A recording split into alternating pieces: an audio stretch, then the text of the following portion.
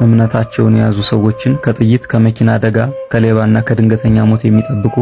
በመስቀላቸው ባርከው ባፈለቁት ጠበላቸው በመተት በጭንቀትና በተለያዩ ምክንያቶች ያበዱ ሰዎችን የሚፈውሱ የመቃብርህን የአፈር እምነት በቃል ኪዳን አምኖ የያዘውን ከድንገተኛ አደጋ ሰውረዋለሁ፣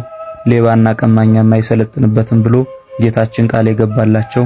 ለሀገራችን ለኢትዮጵያ እንደ ከዋክብት ያበሩ ብዙ ቅዱሳንን አስተምረው ያመነኮሱና ለቅድስና ማዕረግ ያበቁ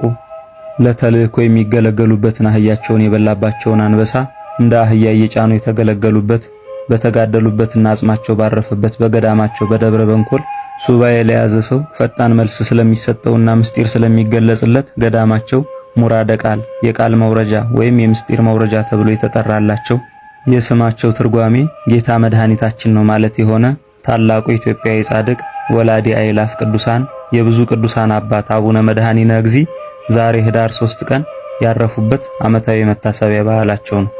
ለእግዚአብሔር ምስጋና ይሁን። እኛንም በጻድቁ በአቡነ መድኃኒነ እግዚእ ጸሎት ይማረን ይቆየን።